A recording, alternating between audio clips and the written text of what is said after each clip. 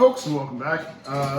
So the first part of this was a video where I described wires and drew a bunch of stuff on the whiteboard behind me. The second part of this is we are actually going to look at the wires themselves, identify a few more defining characteristics of them or ways to identify them, and I'm going to take you through a whole bunch of wiring repairs, what's acceptable and what's not. So let's just start with the wires themselves. Here I've got three different sizes of wires. All of these are rated in the American wire gauge that we talked about before. So this cable here, and I do say cable, this is a battery cable, this is a 2 gauge wire.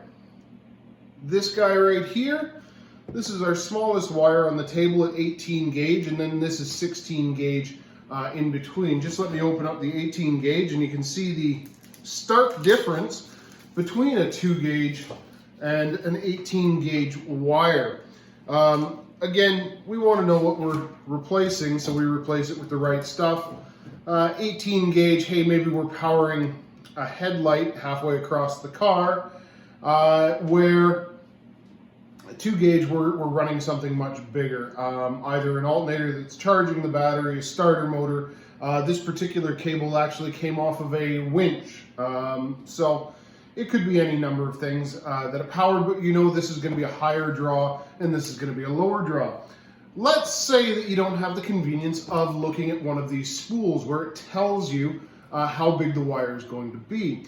If you look at replacement wires and you look down the insulation itself, and I don't know how well this is going to show up, but this actually says on the side of it 18 gauge. So most of the time on the side of a replacement wire, you're going to be able to find the gauge size. On this 2 gauge, it actually says right in there, number 2 SAE copper. Okay, the Society of Automotive Engineers, SAE. So again, the outside of an aftermarket wire is going to be fairly well noted. If you get into stuff like the manufacturer direct wires, they're not going to give you a wire size. Instead, for that wire size, you're going to have to look at your wiring diagram as we discussed in the previous video. That's going to identify the wire sizing to make repairs in the circuit. So when we're making repairs in a circuit, what we want to do is we want to make sure that the wire size that we replace, or the wire that we use to replace the damaged section of automotive wire, is the same size. We don't want it any bigger. It's not going to cause any problems. It's just going to look unprofessional if it's bigger. If it's smaller, it causes a restriction in the wiring circuit, and it may be a cause for a hot spot or a component that doesn't operate correctly because it can't carry enough current. It's an ineffective repair if the wire is a smaller gauge than what was originally there. So with that said, let's look at kind of how we would make some wiring repairs. We'll do some solder repairs. I believe on here I've got some splice clips on the table somewhere. If I don't, I'll hop up and grab those. We'll make a few effective repairs just with the tools that I've got around here. I'm going to fire up the old soldering iron and I'll show you some best practices. So before we start doing all the good stuff that we should do, let's talk about some of the stuff that we shouldn't do. And to do that, give me 1 second, I'm going to go get some stuff that I shouldn't do.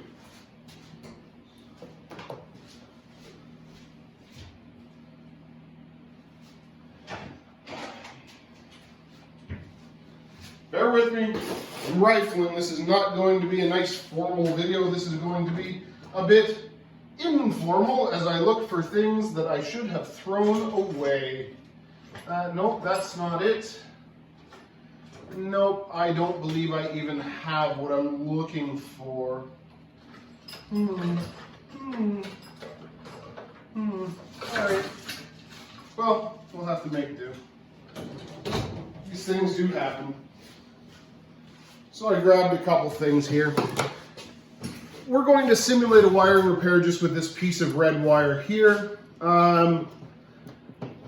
Let's go through a couple of the nasty connections I've seen before. So I've seen lots of this stuff under the hood. You get 2 pieces of wire, and somebody's thinking to themselves, well, it's just got to last for a few minutes, it's got to get me home off the trail, or I'm Backyard Billy and this is the most professional wire twisting that I know, and you see people do this. So they do a big old side twist like that. Well, the problem with this side twist is there's a few of them. Number one, it's hideous. Number two, it's not very professional looking. The other really big concern is you've now doubled the size of your wire. So if you make a whole bunch of these in a wire harness, you have essentially doubled the size of the harness in one spot. We'll talk about staggering your connections, but you've doubled the size of the wire, and that may not fit back in the conduit that covers up your wiring harness. So that's not ideal, that's ugly. And how do you protect that? I mean, you can get a piece of heat shrink, sure. You could solder that together, but that is just an ugly, ugly repair. Is it mechanically secure? Yeah, it's not bad. But again, in the professional world, if I was to look at that, wow, I would not be impressed with whoever did that wiring job. So that's a side twist. I don't want to see a whole bunch of side twists. Okay. What else have we got?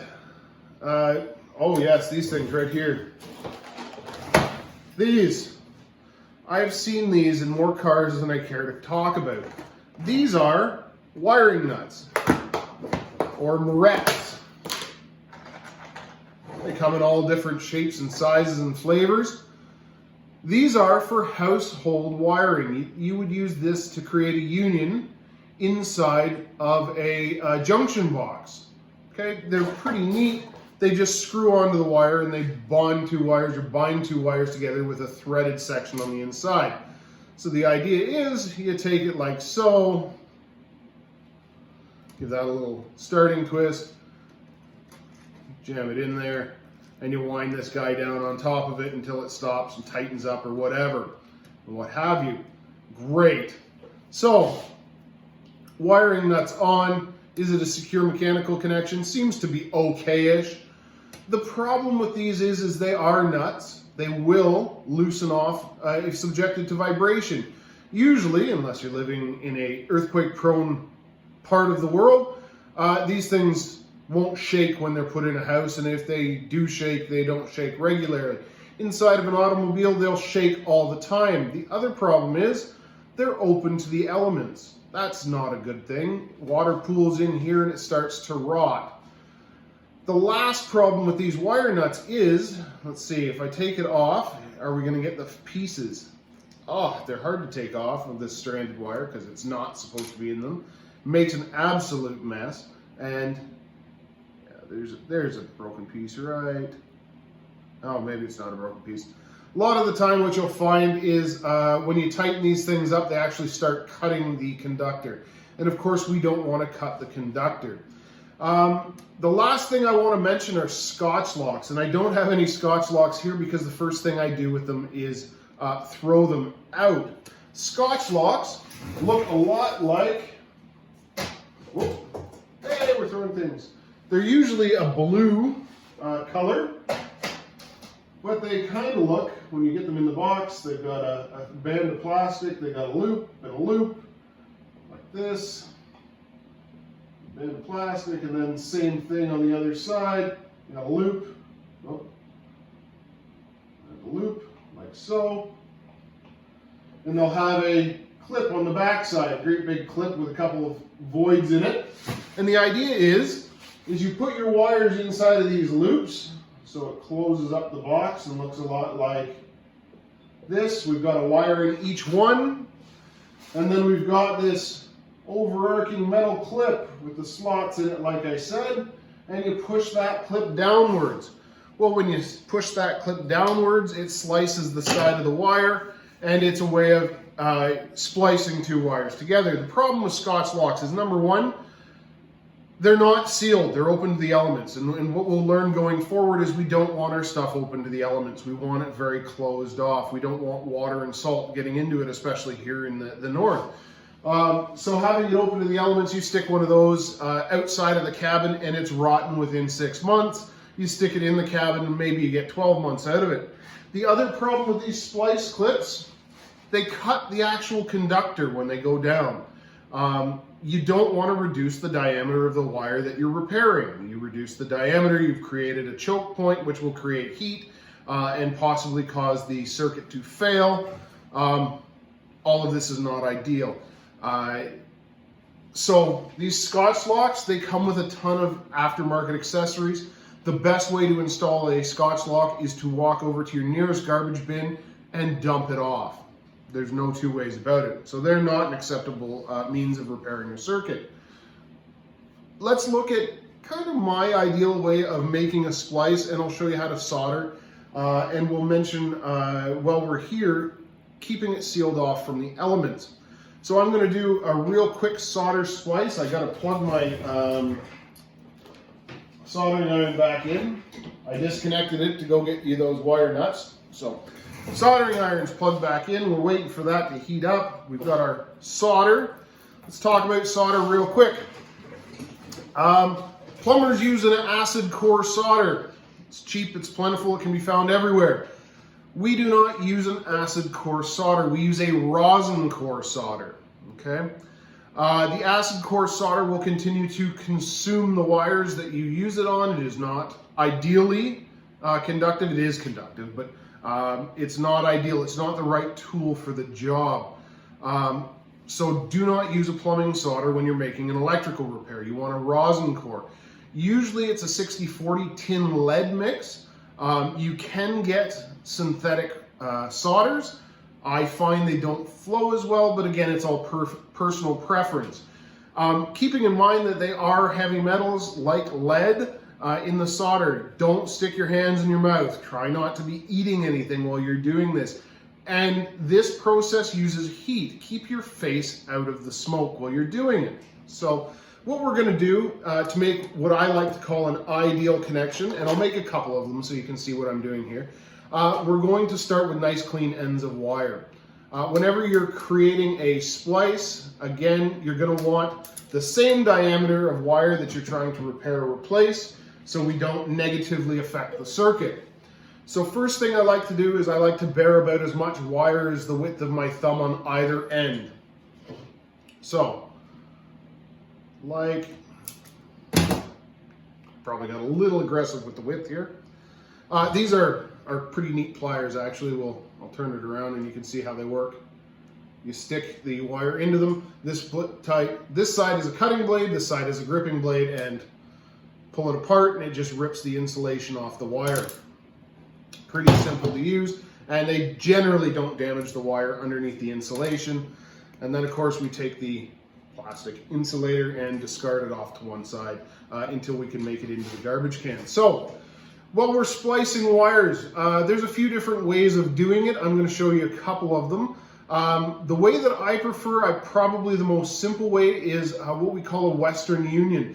This is very commonly used in household applications with solid core. We can use it with stranded core as well. It just works really well. So first thing we do is we cross up the wires like so. And then, it's going to be hard for me to show you, we take one wire and fold it over the base of the opposite wire. I am going to make that fold like so. So what we're left with is something like that. We can see that this side is wrapped around the base of the opposing side. We want to make sure that it doesn't get on the insulator. We want it on the actual copper strand itself. And then the little hairs that we have up here, we're going to wrap it in the opposite direction on the other wire. When we do this, don't twist up the wire first. I find that it won't sit as nicely. You'll get pokies and stick-ups and everything else like that. When we do this, we don't want a whole bunch of stuff sticking up. We're going to twist both sides, make sure it's nice and tight. The idea behind this is, remember when we did our side twist, there was a big lump off to one side? Well, we do this and there isn't any big lumps off to one side. It's just nice and tight and professional looking. We can see that that thumb width has basically been halved, right? If we had a thumb width here and a thumb width there, we put them together and it's only one thumb width, that's half of the distance. So after we're done wrapping, it looks a bit like that. The nice thing about this splice is before I add any solder to it, it is mechanically sound. You can't pull it apart and you can't unthread it. If you do this thread, or if you do this union incorrectly, you can actually twist it and undo it, because what you'll have done is create a thread in each individual wire that can undo from the opposing wire. So that's pretty good union right there. Let's solder that up. So what we do is we grab ourselves a soldering gun or a soldering torch or a handle like the one I've got. They don't have to be dearly expensive. They just have to work. When you're working with a soldering iron, of course, the metal part is hot. If you grab that, you're going to smell chicken and feel immense amounts of pain. I've got this thin automotive solder. It tends to work okay for our application. And what we're going to do is we're going to just dope the tip of this, provided it gets hot enough.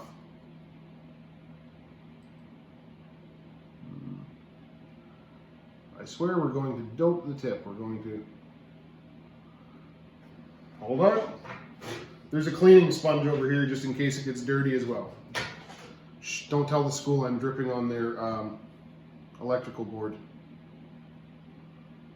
Come on, there we go. We got a little bit of solder on there. I'm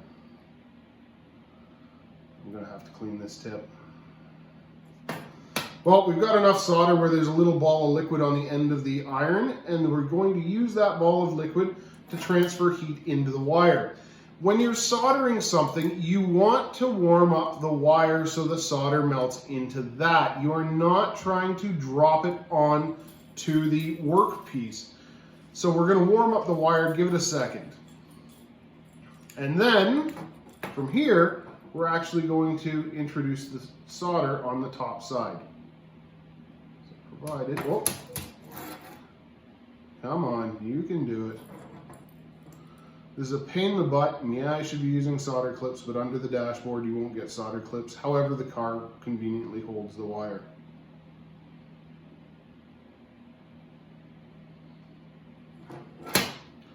Let me try something else. Fold that in half. That balances out a little bit nicer. Add a little bit of solder to that so we get the nice heat transfer.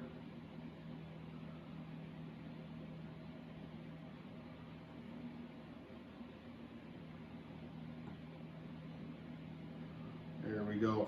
So now that we're getting the heat transfer, you'll watch, I'll be able to pour this solder all the way along without moving the iron. So the iron's underneath. I've got enough heat into the workpiece. I had enough heat into the workpiece just a moment ago. I'll move it back a little bit. Where the solder will actually wick down the wire itself.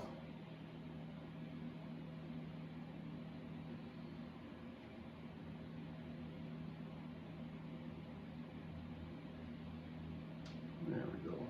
Come on, there you are. Get liquid, you can do it. Yay!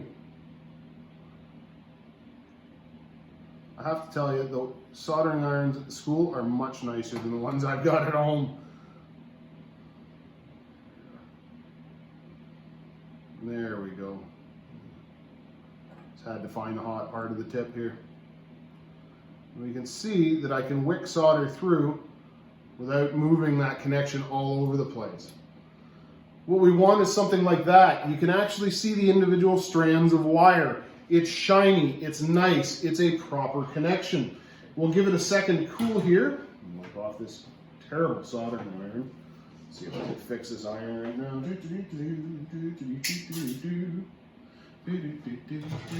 There, fixed. Oh, so we'll give that a second to cool. Remove the scrap solder from here. There we are. That's cool enough to touch. So if we look, it looks like I've just got the threads in between. But if we apply a little bit of force to the sides, we can see that it's been reinforced by solder right into the insulation there. And yeah, the insulation's a little bit shiny and it looks like it's peeled up from the wire, but in an ideal situation or in a correct repair, we would have something to repair the insulative value of this. We don't want to leave this open to the elements. Number one, shorts, fires, it's not a great thing when you tell your customer, yeah, we fixed your radio, but your car burned down. Not a good idea. So, how do you properly insulate it?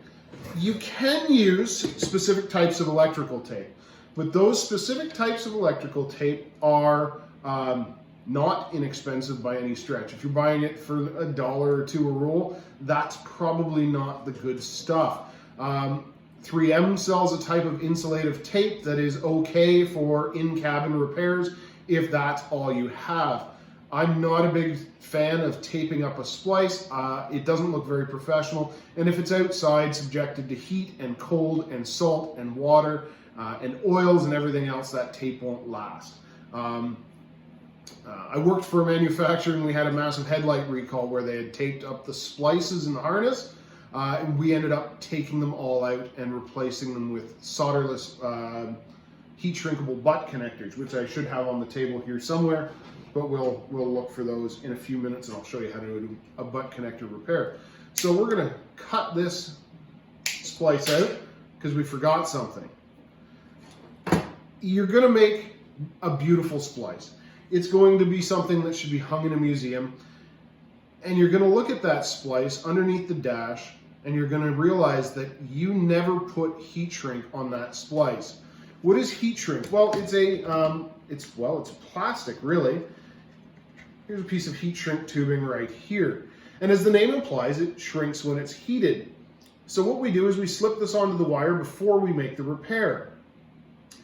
We slip this far enough away where it's not going to be affected by the heat of the soldering iron or the soldering process.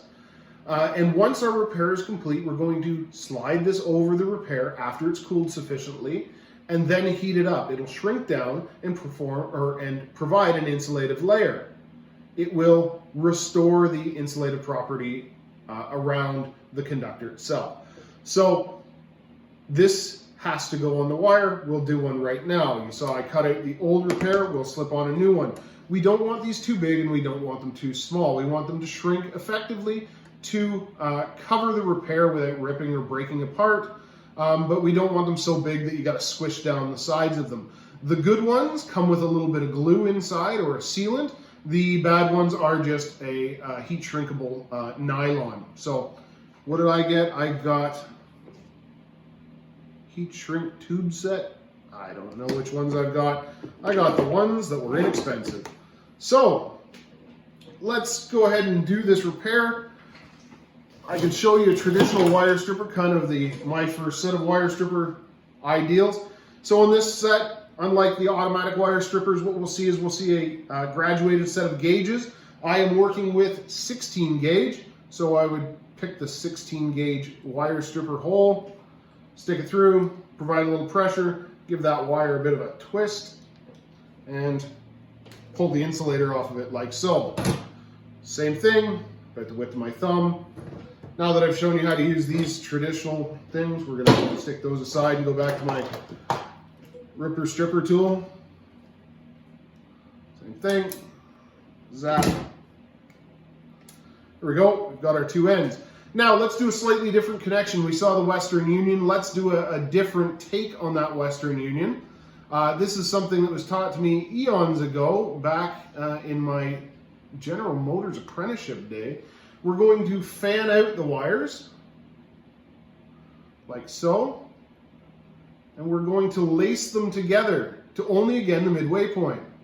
As we lace them together, we can kind of pinch the one end, and you see we're doing a take on the Western Union. We've got a base on the other wire, and this wire is going to be wrapped one way. The opposing wire, the leftovers that are all threaded together, get wrapped in the opposite direction. Again, this is built a nice, low profile, mechanically and electrically sound connection. That is not coming apart. That is an acceptable repair. What I've seen students do every now and again is they make a loop and then another loop, and it goes together like a pintle hitch or a trailer hitch, and it moves all over the place, and that's not okay. The solder should not be what binds this together. It should have enough mechanical force to endure light tugging and vibration. The solder ensures electrical conductivity and cements the mechanical connection. That's what we're using our solder for inside of this automotive wiring repair. So There we go, we've got that all done. We're gonna bring our solder iron back over. Ooh, she's toasty now. I've modified the end of it here. Don't use your teeth, that's lead. Plus, your mother would be very disappointed. She paid lots of money for those teeth. At least that's the line I got when I was growing up. So we pump some heat in there. And water nice and hot. Come on, you can do it.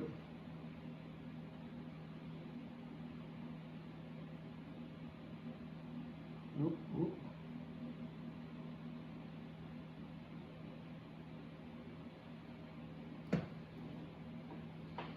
Worst soldering gun ever. I may have to bring out the heavy instruments. Stuff I used to tow under the dash with me. Hold on. Get that to stand up by itself. This is a terrible soldering gun. Come on, you can do it. You can do it. Heat. Heat, darn you, heat.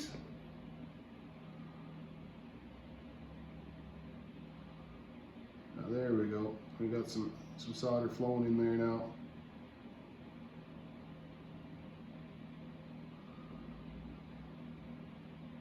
Had some solder flowing in there. We can do it with lousy tools apparently, but it is a pain. All right, let me grab something different. I don't even have to go very far. Here we go. We'll get the good stuff out.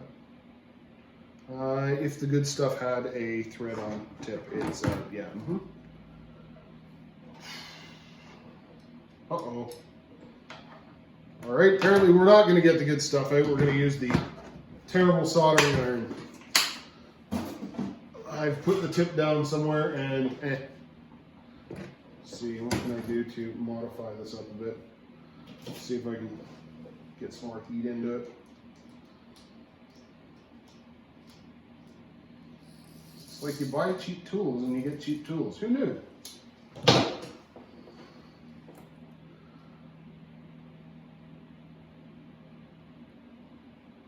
It's actually resistant to the solder. That's neat. See? Oh, that's working. Apparently the collar gets hotter than the tip. There we go. Solder up our connection here.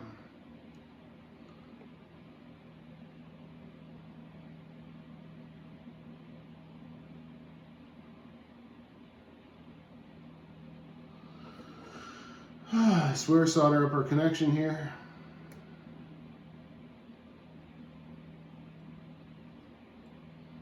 I know a tool that's not gonna last. There we go. Like I said, solder up our connections here. Get that transferring some heat through. All right, so that's good enough. We'll call that good enough anyways. You get the idea. So solder's flowing through the joint. We can see that we can still see threads and all that. We haven't cut anything or reduced the actual effective size of it. And next up, we have this heat shrink tubing. Like I said to you before, we got to give this a second to cool off. So, still a little warm. Let's have a sip of coffee while we're waiting.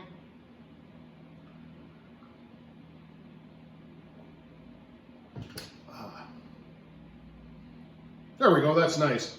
So, that's all done. We can slide our heat shrink over top of that. And then, oh no, we have no heat. The soldering iron is, well, it's a nightmare, so we'll just unplug that. Whoop. What do we do? How do we shrink it? Well, we need one of these. Again, nice heat gun. This one works phenomenally better than the soldering iron that I'm somewhat disappointed in.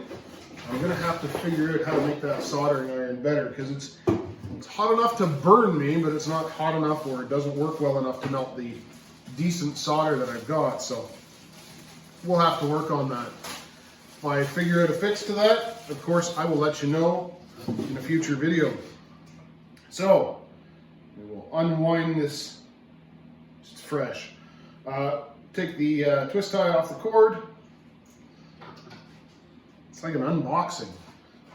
This is the Princess Auto heat gun. It's very nice. Ooh, wow. Plug that into my, I'm sure not CSA wall socket in the garage. And we're going to turn it on. So these things are like hair dryers, except they're phenomenally hot. Don't stick your hand in front of them. It's not good. They make quite a bit of noise. They create a lot of heat. We're going to stick this thing on, the turbo function. A little bit of smoke just for effect.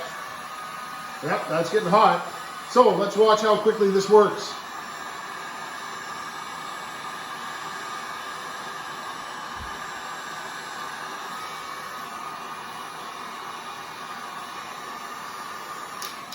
There it is, a nice heat shrunk soldered connection. Bam, just that simple. That's fresh. So that is an effective wire repair. That is something that we would want to see in industry. Nice, neatly soldered wires joined underneath a piece of heat shrink. That is ideal. When we pick out our piece of heat shrink, we want to make sure that we're overlapping the old insulator. We want to make sure that there is no strands of wires sticking through it, no sharp points, nothing that's going to rub and fail going forward. So you get into this situation.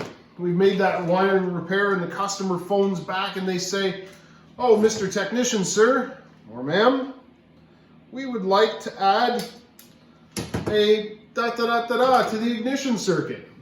Car starter, new stereo, amplifier, you name it. We want to add a circuit onto an existing circuit. We need a signal from that circuit. We're not, of course, going to use that circuit as power source, just an on-off signal. So you've got this new circuit that we've got to add to this pre-existing circuit. How would we do it? Well, let's do it together, shall we? So I like these pliers for a number of reasons. This is yet another one. We're going to prepare our new circuit to be put into our old circuit. So we're going to bare a section of the end of our new circuit, again, about a thumb width. We got a little generous there. We take our old circuit. Now there's a multitude of ways that we can do this. We could cut this back apart and make a 3-wire splice with some heat shrink. That's perfectly acceptable. Probably the right way to do it.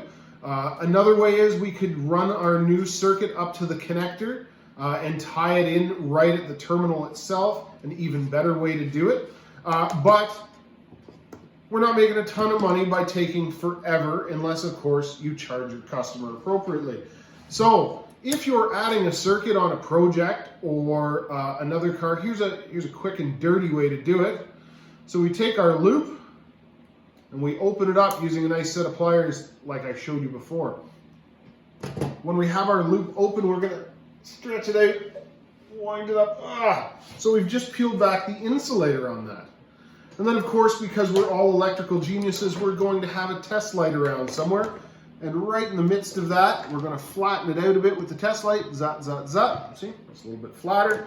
And then we are going to use the tip of the test light to move the wires aside. So we're going to drive the test light through the center. Perfect so far. Next up, we're going to take our new circuit. We're going to add it to our old circuit. We're going to make a proper mechanical splice. There we go. So we put that right in there. We wrap the wire neatly and tightly. We want to make this as low profile as possible. There we go. So now we got our curly Q. And how do we secure that? Well, we'd solder that again and then wrap that in a insulative electrical tape. In cab only. In cab only.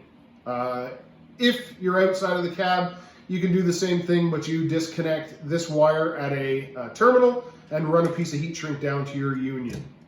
Okay?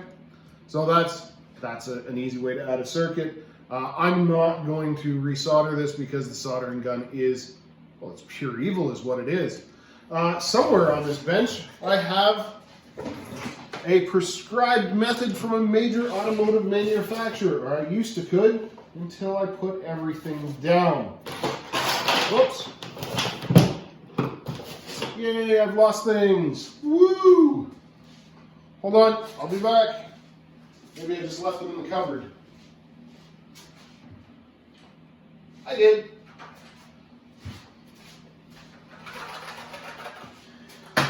So, next phase, wiring repairs without solder.